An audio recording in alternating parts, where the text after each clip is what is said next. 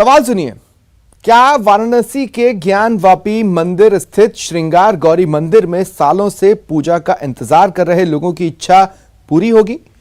Varanasi court के एक आदेश के बाद इस पर नए सिरे से चर्चा शुरू हुई है। वाराणसी कोर्ट ने आज 5 महिलाओं की याचिका को सुनवाई योग्य मानने का आदेश दिया, यानी श्रृंगार गौरी में पूजा के अधिकार पर अब कोर्ट में बहस होगी। कोर्ट ने मुस्लिम पक्ष की उस याचिका को भी खारिज कर दिया जिसमें हिंदू पक्ष के तर्क का विरोध किया गया था। यह रिपोर्ट देखिए।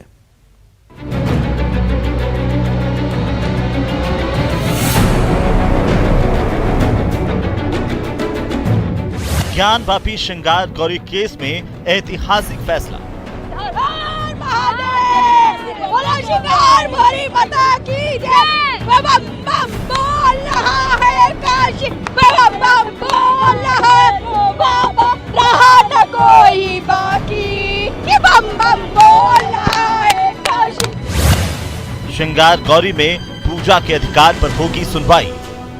इतनी बड़ी जीत इसे आप बहुत बड़ी, मैंने बोला था इतिहास रचेंगे, आज हम लोगों ने इतिहास रच दिया है। कोर्ट ने माना हिंदू पक्ष की याचिका सुनवाई लायक। कोर्ट ने कहा है कि सूट मेंटेनेबल है। अब इस मामले की अगली सुनवाई 22/9 को होगी और एविडेंस लीड की जाएगी। इशूज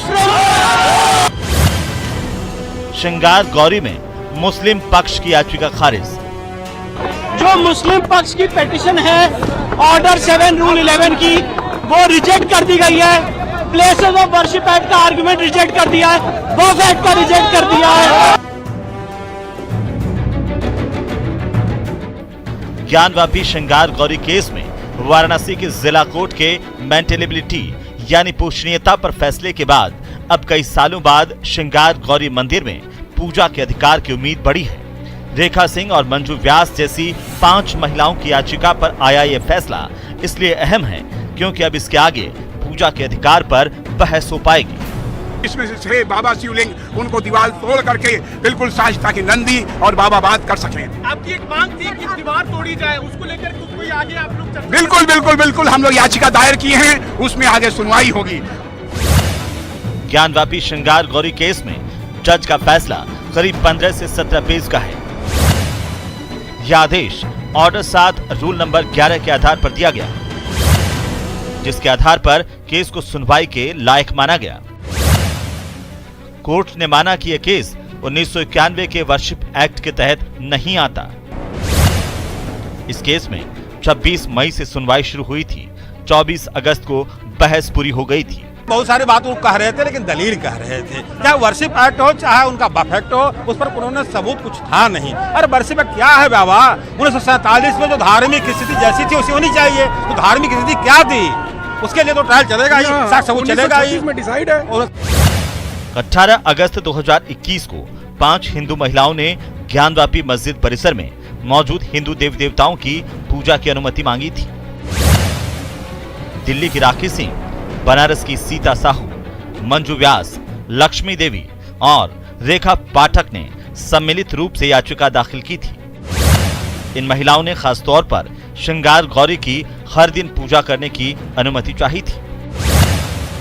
26 अप्रैल 2022 के कोर्ट के आदेश पर मस्जिद में सर्वे भी किया गया था। हम उन लोग का 7-11 खारिज हो गया, हम लोग के पक्ष में मुकदमा हम लोग जीत गए। अब हम लोग की मुकदमा चलेगा। बहुत खुशी है, आज हम लोग ने इतिहास रच दिया है। इस केस में हिंदू पक्ष का तर्क है कि औरंगजेब ने मंदिर तोड़कर ज्ञानवापी मस्जिद बनवाई।